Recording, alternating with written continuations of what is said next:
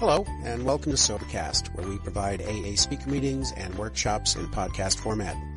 We're an ad-free podcast, and if you enjoy listening, please help us be self-supporting by visiting Sobercast.com, look for the donate link, and drop $1 or $2 into our virtual basket. We hope you enjoyed the podcast. Have a great day. I'd now like to introduce our main speaker for this evening, Stephen M. from San Diego.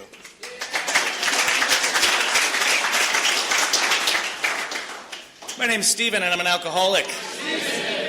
I like this meeting. I used to secretary this meeting. I came here all the time. Still good and full, too. That's really, really nice. I heard some of the best speakers I ever heard at this meeting, and every once in a while, this was like the most painful 40 minutes of my life. But I hope that I am not any of that for you guys tonight. How about Lance, guys? 10-minute speaker, man. He was good. Yeah. That was solid, dude. I had a very different experience than you the first time I took a drink. The first time I got drunk, it was Mad Dog 2020. I'm in the right place. This is the right meeting for a guy like me. Mad Dog 2020, I was about 15 years old. I was out by this gravel pit with a group of 3 beautiful girls. And I think I polished off the first grape one myself, and then I helped the next girl with the nice green one, you know, the green Mad Dog 2020, and then the red one, and then the blue one. And I didn't throw up. I didn't have a hangover the next morning. In fact, that night I had a close encounter with the 3 of those ladies. So you could say I liked drinking right away. Something else happened that night that was actually more important than that I noticed right away. It caught my eye even more than that at age 15, if you can imagine. When that alcohol reached some kind of crucial level in my bloodstream, I remember tilting my head back and looking up at the stars. And it was dark. This is the middle of central Illinois. And I watched all of them turn red. I remember this like it was yesterday. They all turned red, and I watched them rearrange in the sky, and I put my arms out, and for the first time in my life, I was at home. And to this day, I'm actually convinced I had a spiritual experience. I had no idea that it was going to take another spiritual experience to undo what I would do in those next 15 years of drinking. So I'm going to say right off the bat that I tend to swear when I speak, and I'm really trying to swear less. If I do swear, you might catch me looking over at the interpreter to see what asshole looks like.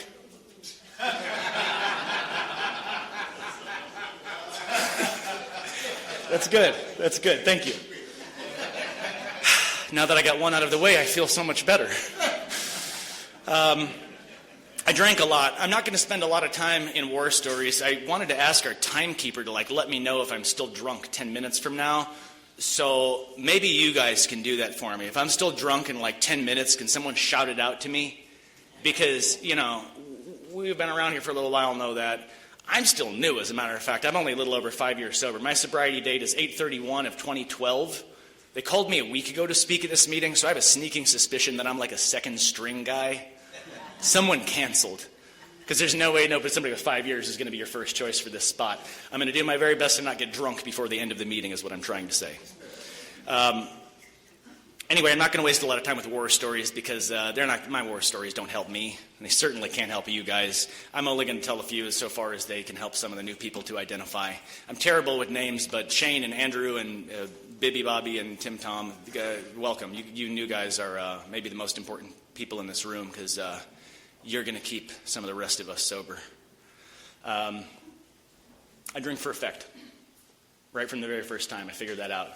I drink for effect. I don't care about the effervescence or the chestnutty afternote of what I'm drinking. I will flick a cockroach out of my drink and take it down if that's what it takes. I really don't care. I drink for effect. I'm going to fast forward a while. I ended up going to college for theater. I was a theater major. I got this big free ride. I was a hot shot with an ego, a big ego. I was at this party, and I was standing underneath this bridge. It was full of people, and it was 2 stories up in Chicago by DePaul University. And I was standing down here satisfying a really arrogant bet with a buddy of mine when that bridge let go and came down and landed smack on my head. I didn't know what had happened. I woke up, there's blood coming out of my eyes, ears, nose, mouth. My hands are stuck and paralyzed in front of me. And when I can finally clear enough blood out of my eyes, look down at my leg, my foot's backward and upside down, and I have bones sticking through my leather pants. Ego. Bones sticking through my leather pants. And my very first thought was, well, crap, I can't go to this quiz on Thursday. And my second thought was, I'm going to have to go to the hospital, and I can't drink in there right away. And that made me more anxious than the bone sticking out of my leg. By age 19, I was already at a point where, if I was ever going to get to sleep tonight or get any kind of peace of mind today, I absolutely needed some Jim Beam or something like that. At least, and not like 12 drinks or something like that to kind of smooth things out. You know what I mean? That was the very first time that booze saved my life. A doctor would confirm that for me later. I was so drunk that when it came down on my head, drunk people are always the ones that survive car accidents. We're always the ones who survive because we're nice and loosey-goosey. We kind of roll with the blow. At that point, I didn't know that, booze would save my life dozens of times, maybe hundreds later. I'm the last person, for you new guys, I'm the last person in the world who's going to try and convince you that you should not drink. I'm a huge proponent of drinking, and I think it saves a lot of lives. It kept me alive when nothing else would. Let's talk about that for a minute. So, I don't know, 5, 7, 8 years later, something like that, I've developed this terrible anxiety problem. I've been, expelled from school and started frequenting the jail. Can't stay out of jail. When I go to jail, I go to solitary confinement, too, because I like to hit cops and I like to hit women and I like to hit other people in the jail, and so I always end up locked in this little room. And so I've been doing that over and over and over again. I've tried to stop drinking. In fact, I saw this bioenergetic psychotherapist because AA involved God, and my mind back then was, there is no God going to help me, and that's real clear. So that's obviously not going to work. I go to bioenergetic psychotherapy, and this guy kind of dangles a carrot in front of my face that says, well, look, let's see if you're an alcoholic, Alcoholics have this thing, it's kind of like an allergic type reaction where once they have a drink, they're going to keep on drinking.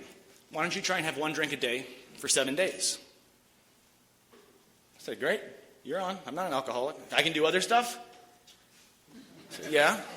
But you try and have just 1 drink. Try not to do the other stuff and see what that's like. I said, but what about just a little, beer bong?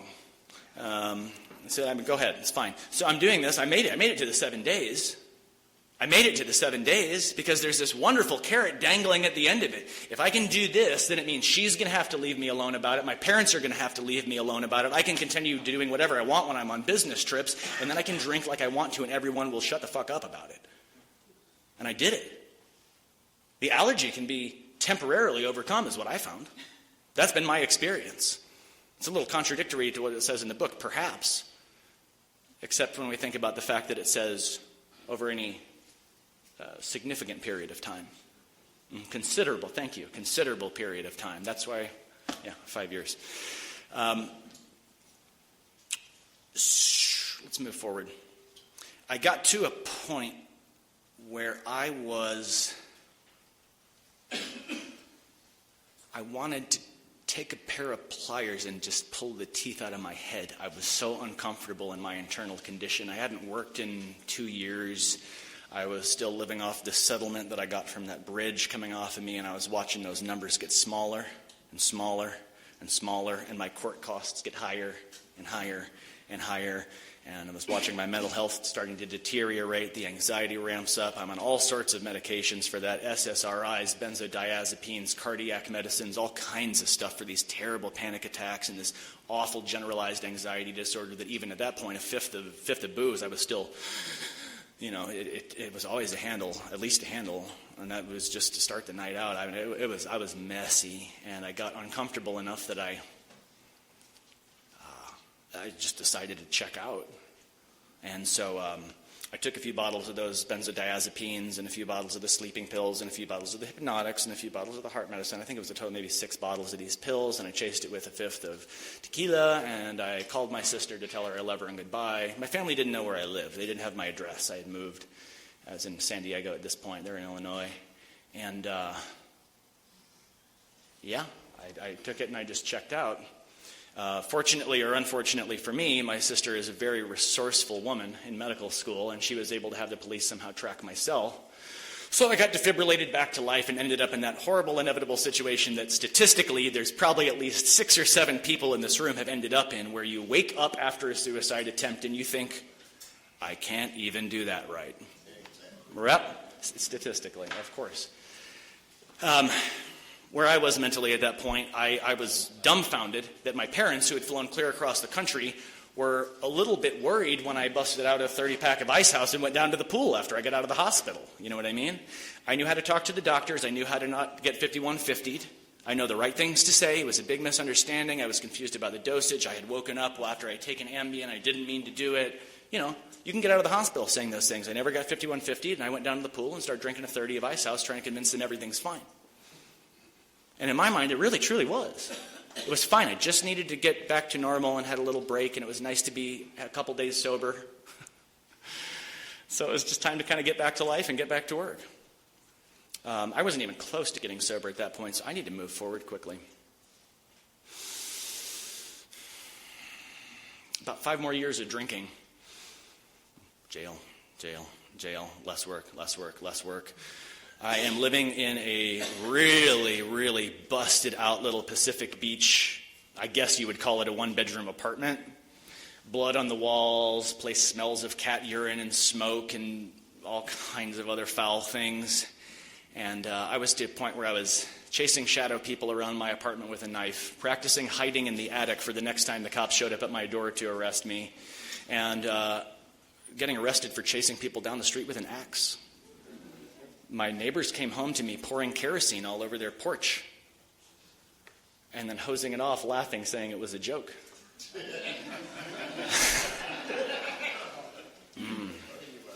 And that was on one of my good days. I was deteriorating. Actually, I have a picture. I have a picture of me then. Here we go. Yeah, that was me. I was not in good shape. You can see I was swollen up. Sulfates, because I was too sick to walk down to the liquor store. But there was a 7-Eleven 3 doors down, which sells Franzia. Anybody? The white wine, the box wine. I lived off the Franzia. I'd eat once a month. I'd have a burrito or something like that, and the rest I lived off the Franzia. And, of course, Pedialyte, because, health reasons. You got to stay healthy. Electrolytes. And it's always embarrassing when you end up in the ER and your potassium level is at 0. You want it to be at least at 3. So got to get the Pedialyte, cut it with some vodka that a friend can go and get me. Then I get feeling well enough to go get more vodka before I get stuck back into the Franzia cycle, and I get to repeat it over and over and over again. I hadn't worked in 4 years, and my bank account was negative, and I was completely mad and unemployable, and my teeth were falling out, and I was 225 pounds of sugar, and my liver was poking out from under my ribs, and I was peeing orange-brown, and I had cirrhosis of the liver, and the thing is, all of that's not that bad as compared to what alcohol does for me. I could put up with that shit. I really could. Alcohol does something so special for me. And the tricky thing about this is I know it would right now, too. Alcohol does something so special for me. And I'd been to a few AA meetings from the court-mandated DUI classes and the domestic battery claim. I've been to these alcohol classes, and nowhere ever did they mention an important distinction that I either missed or somehow wasn't mentioned in those meetings, those new meetings, of what actually is a real alcoholic. The first element came back to what that bioenergetic psychotherapist that I spent $6,000 on had said, which is that we have an allergy. I have an allergy. When I take that drink, aside from those 7 days, I have never taken just one drink in my life. Aside from those 7 days, that was the only time in my entire life that I had drank that and just abruptly stopped. And it's not because I couldn't, it's because, from my perspective, I didn't want to. When I take a drink, I want to go downtown, man. You know what I mean? Let's drink. I'm still, to this day, puzzled when I see somebody walking down the street with a 6-pack. What are you going to do with that? Honestly, what are you going to do with a 6-pack? I get angry still. I've written 10 steps on people with 6-packs. It makes me frustrated. When I take a drink, something gets activated in my mind, my body.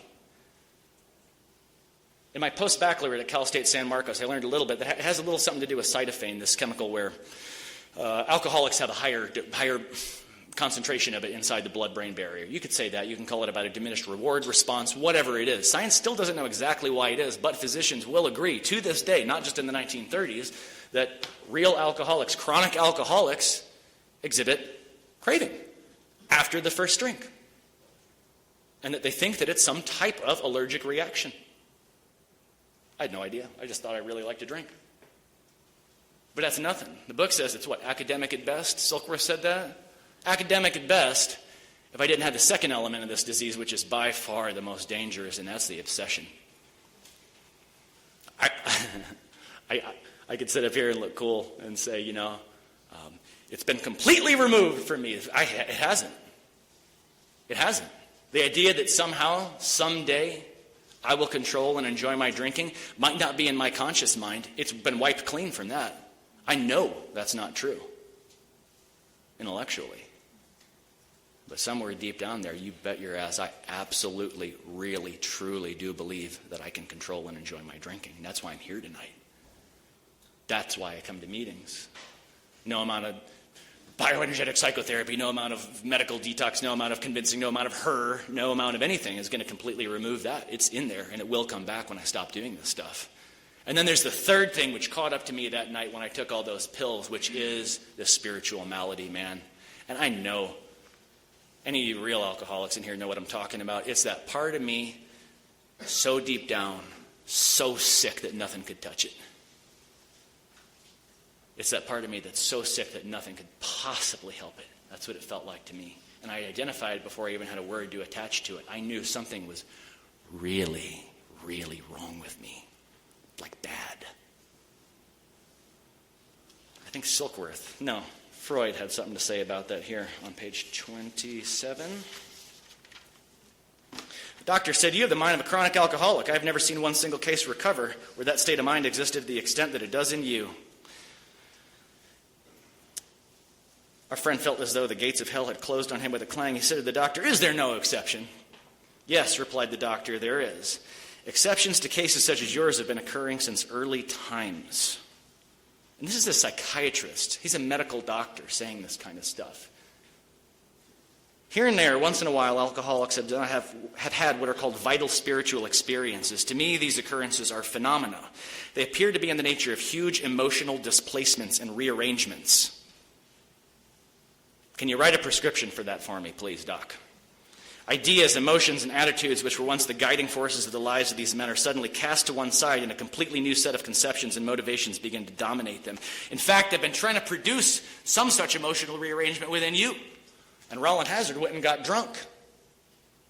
That was after a year, daily psychotherapy with Jung in Switzerland. He goes back to the United States. He's drunk, and I think it was 6 weeks. Is that right? 6 weeks? Yeah, 6 weeks. So the best psychiatrist in the world can't help this guy. And he knew he hadn't helped him, and he let him go anyway. I think that's happened to a lot of us in this room, too. I just spent a year at Scripps Green Hospital. I just shouted at a PA who encounters this stuff all the time, and all the physicians there tell me, yeah, this real chronic alcohol, there's absolutely nothing we can do. Absolutely nothing we can do for him. I mean, they better go to AA. They better do something. I don't know what they're going to do. So, after one more fight, after one more crazy night, after one more knife pulling on someone I loved, I called up my aunt and asked for help. And I said, I think I'm an alcoholic, even though I had no idea what that meant at that point. And she flew in from Arizona and got me into this detox. And I was down at the VOA in National City. And so I do the Librium and sit there for 3 days, and I'm sweating and doing all sorts of other nasty things. And it was brutal, because, by that point I was up to whatever 8 of those tall bottles equates to. I think that's 62 drinks a day, something like that.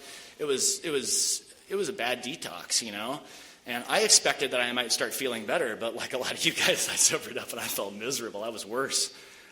I didn't catch that pink cloud, man. I felt as bad as I did in that night that I took those pills. Sobriety for me is terrible. I hate the feeling of time passing. I hate the feeling of time passing along. It's like mealworms dragging over my skin or something. I can't stand it. I was ready to kill myself or somebody while I was in there. And believe it or not, no amount of painting, No amount of music therapy, no nice little hot shower with the little candles helped. Equestrian therapy probably wouldn't even have helped. And then I'm talking to these people who are in there. Here's we'll call him Ricky, it's his 17th time through this same place, but this time it's going to be different. And I'm starting to get the sense that maybe these people don't have the solution, that maybe writing out my triggers isn't going to work. Because like for a lot of other people in here, waking up for me in the morning is my biggest trigger. Biggest trigger right there, and not sure what I'm going to do about that. Not sure how we can arrange people, places, or things to help me with that. And I started to really get this horrible, dreading sense that this wasn't going to work. I definitely wanted to drink, and I was really going to drink as soon as I got out of there. I spent 101 days in the VOA. 101 days. And in the middle of that time, they introduced me. They said, well, there's some guys like you at this place called Pathfinders of San Diego. You should go talk to them. And I did. And they hurt my feelings. They said some mean things to me, like you're going to die, like you're hopeless, you're doomed. And that hurt. I didn't like that. They gave me a copy of the book. I took it back. I was taking 2 buses and 2 trains, I think, to get there. Maybe 1 train, the Orange Line, to get there from National City. I came back and I was reading this, and I read the description of the real alcoholic, and I threw the book across the room. It's still, the cover's wobbly from that still to this day. Because it was me. I hated it. I was on paper. It was not just me. It was a schematic of me. It was every little bit about how I work and how I react to situations. And what it told me is there's nothing that anybody can do for you. And I did not like that. I wanted to talk to these people about what was going on inside me, and they didn't want to hear it. They really didn't want to hear it. Guy comes up to me, he asked me, did you decide not to drink today? Yes, I did. He says, then what the fuck do you need AA for? If you have that decision, if you have that power of choice, then you don't need us, and you should just go do whatever it is you're going to do. And he walked away. I didn't like that very much. Turns out it was exactly what I needed. This isn't about feelings. This isn't therapy. This isn't self-help. This is action. And ultimately, what they told me is this is about reaching out for some kind of power line to a power that's going to solve your problem. This is a last gasp, buddy. And you're running on borrowed time. You're sober like what, like 90 days? And you still haven't started taking the steps? You are fucked.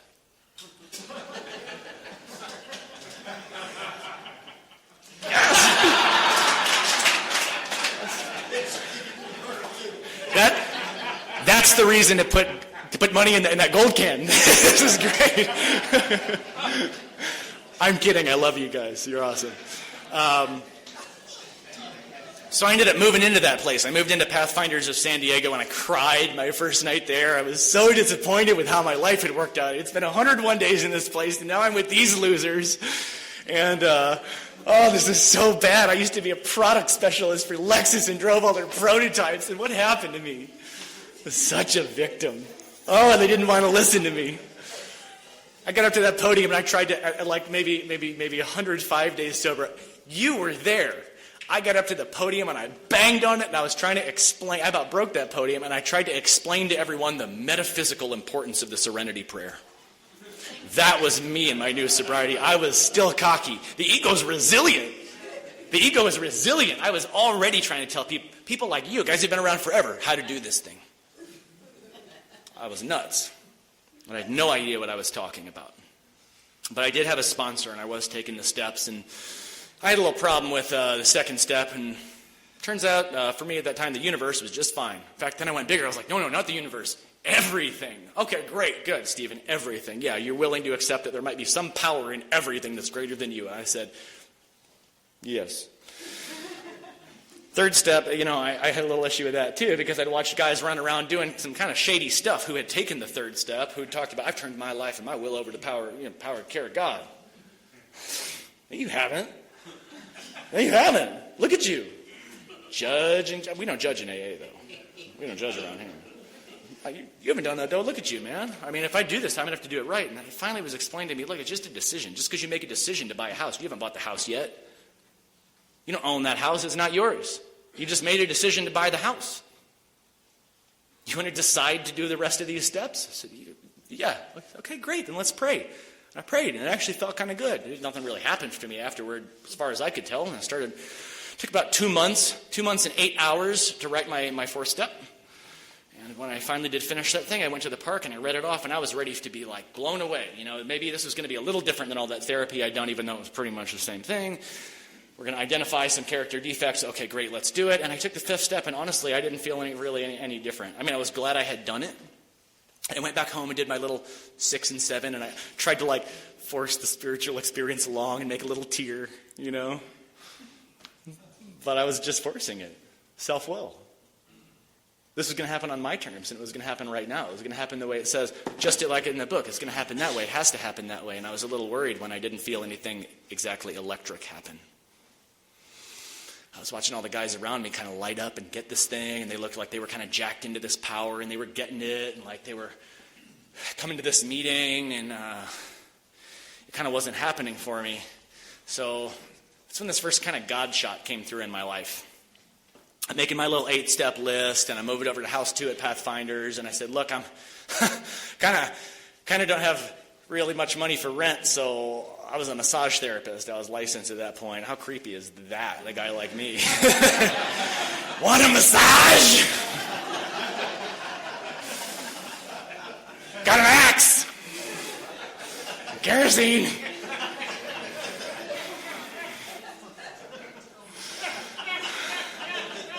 There's going to be even less women at this meeting after tonight.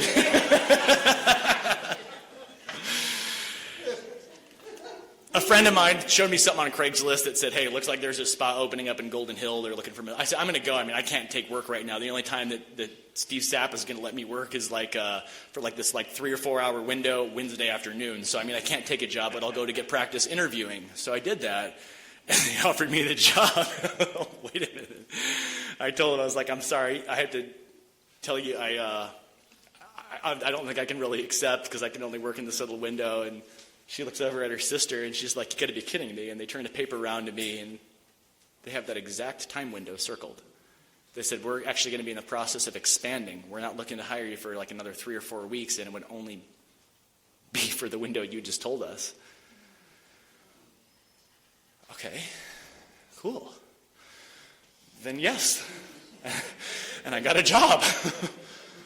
And it was perfect. Except for the fact that part of that job was serving and stocking booze.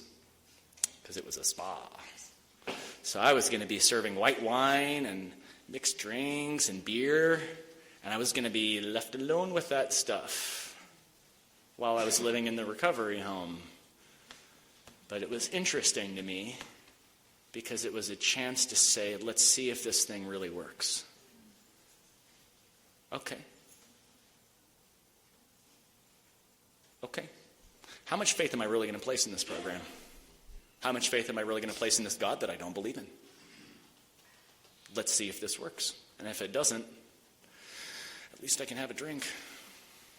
That was really what my thought was. That's what I thought, so I did it. I'm not wearing a suit and tie tonight because I came from work there today. I haven't had a drink.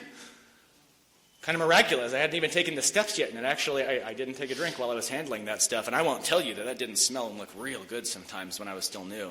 It smelled and looked real good, and I knew it would solve all these problems. I was saving up the money I got from that job actually to fly into the nearest to get a plane to jump in the nearest volcano, because I was still not feeling very good in my early sobriety, even at around 5 months or so like that. I was not a happy camper. But then I went out and started making some amends and took some actual action. At the end of my 5th step, what was I? Was I recovered? No. I was a self-educated jerk. That's what I was. I knew some character defects and they hadn't been removed. Do you know what I mean? I was just a self-educated jerk. Same as I was after therapy.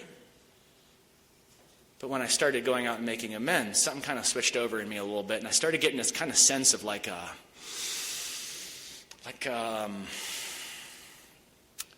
not being alone, and not necessarily just with other people. Like it was like not being alone when I was alone, and when I would pray, I would start getting these feelings of sort of like being in a shower, kind of like being forgiven or something like that. It's like being forgiven. And the more amends that I made, and I started taking some 10-step inventory at that time, the more I kind of felt like when you surf and that wave first catches the back of your board, like something's starting to push you. I started feeling a little bit like that, except I started feeling like that in meetings. And I started feeling like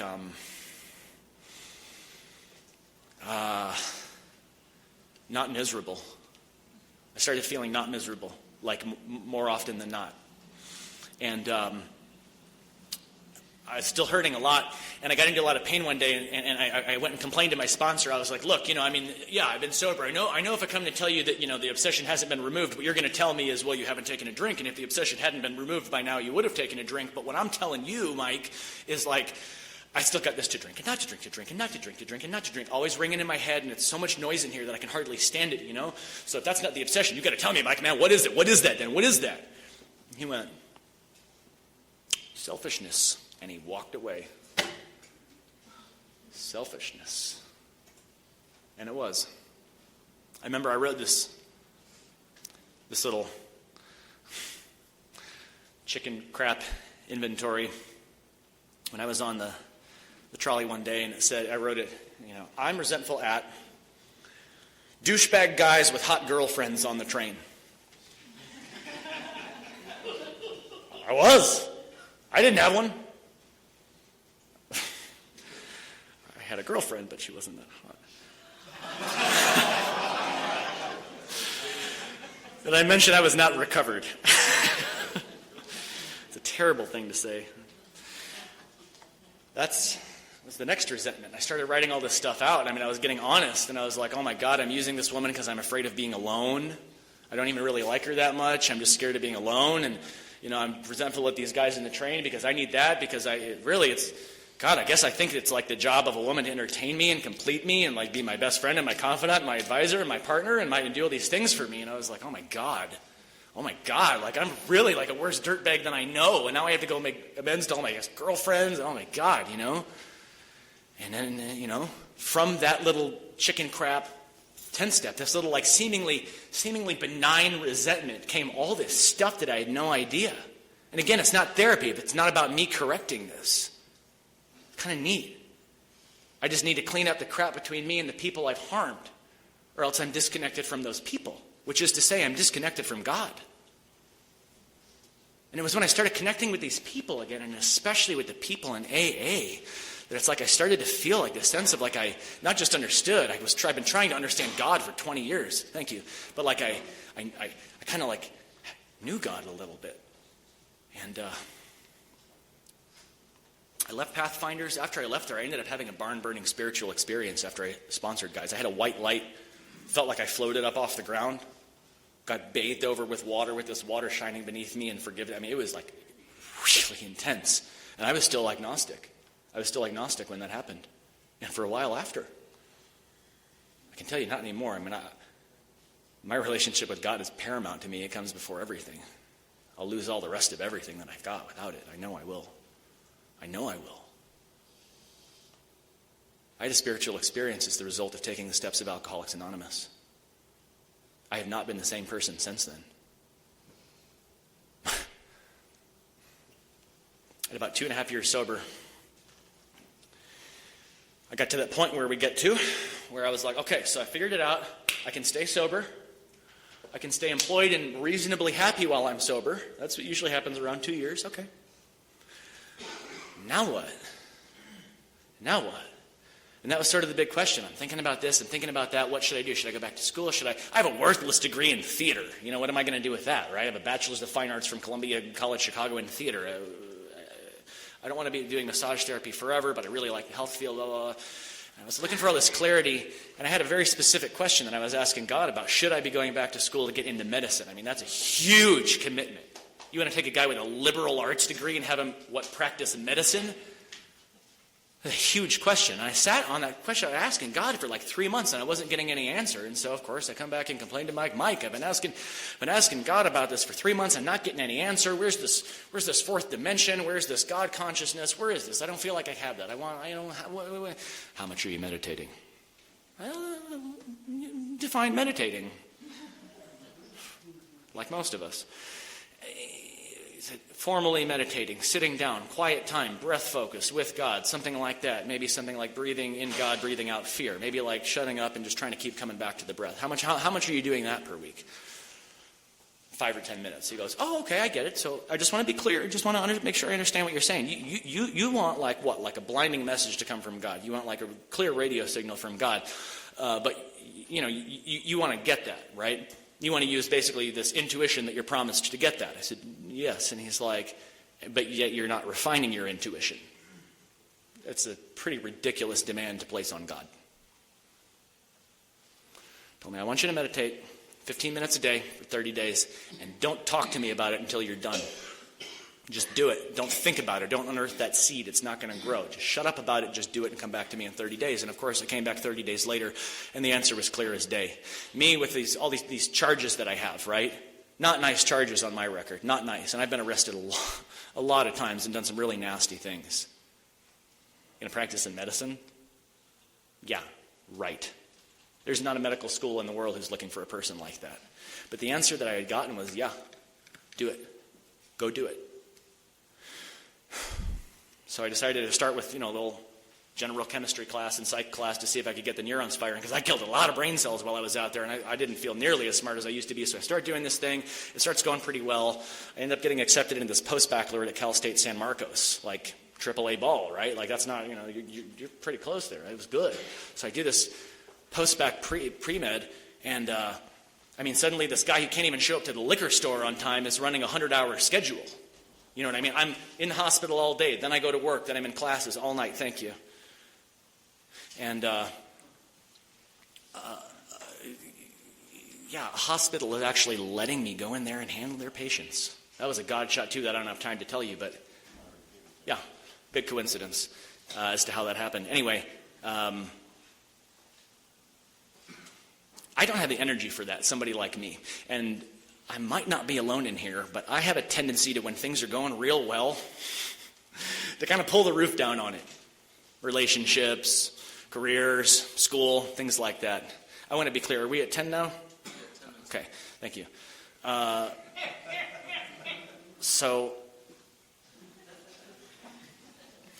are we at 5? Okay, I'm just going to tell the rest of it quickly, and I'll stop when I'm done.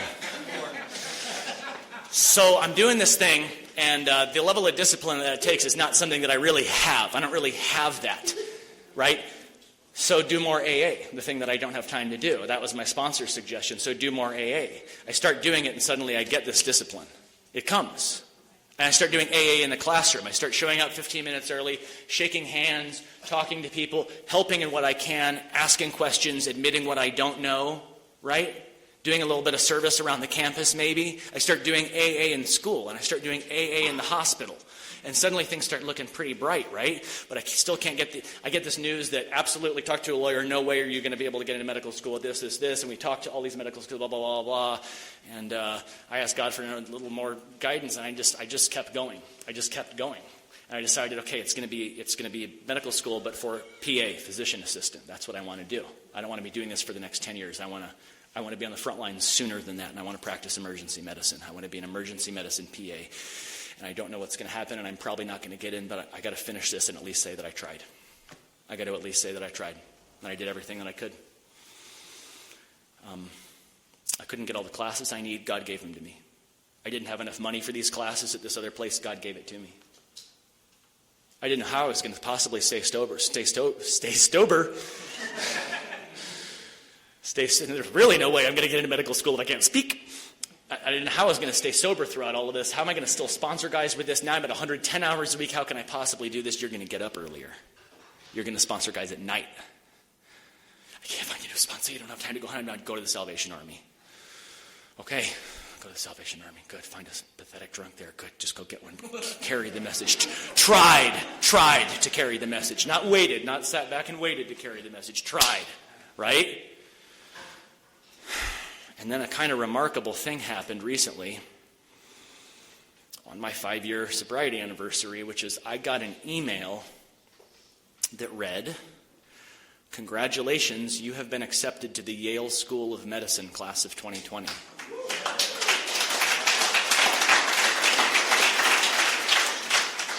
That applause cannot go to me, though. That's the thing. It can't. I didn't do it. I did some footwork, and God did the rest. Because what I was doing out there was AA. That's the theme in my life. I do the footwork. God does all the heavy lifting, provided I follow a few simple rules. I never imagined that it could actually happen. I mean, I really, truly, I had to have my wife read it, and I was like, this isn't, you know what I mean? I never imagined I could actually stay sober. I never imagined I would actually get married. I never imagined I'd actually have a daughter. I never imagined any of these things, and it all comes from here, and from you guys, from God, like all of it. I used to think it was so corny when people would say, everything I have in my life, not anymore, man, because I know exactly what they're talking about. Like, it is undeserved. It's undeserved. It's grace, and it's God. I bombed that Yale interview. I bombed it. I was late to the second interview because I was stuck in the first. I was late to it, and the woman was so pissed off at me that when I came in and tried to apologize, she said, "That's fine, we're going to start." And it went terribly. I inadvertently insulted her. She said, tell me about someone you worked with that you really didn't like. And I said, oh, okay, I can think of one right away. I said, let's call her Mary. Oh, God, no, I'm sorry, your name's Mary. She said, it's fine. And I got in? No, that's God. That's God. And there's no way around it. I am sober by the grace of God. I am sane by the grace of God. I get to eat and sleep, and my mom gets to sleep peacefully at night, not worrying about the next phone call she's going to get all the way back in Illinois. She called me before this meeting, and I get to say, guess what I'm doing right now, Mom? It's a miracle. I am so thankful for Alcoholics Anonymous. I am so thankful.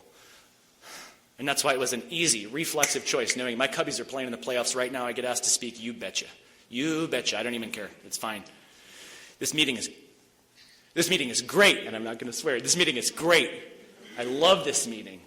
And I want to thank Perry and Gary so much for having me speak here. You guys have been just so easy to talk to. Thank you for being like friendly and easy as an audience. You guys rock. Thank you so much for having me. And for you new guys, man, whether it's your first time or not, it really doesn't matter. You guys can do this, man. It's just a matter of doing it. I don't care how many times y'all have tried this before, what you haven't tried. If you want to be sober, and if you're willing to do some shit that you just downright don't feel like doing that seems really silly and like it won't work, you're going to stay sober. You will. Thank you so much for having me, and God bless.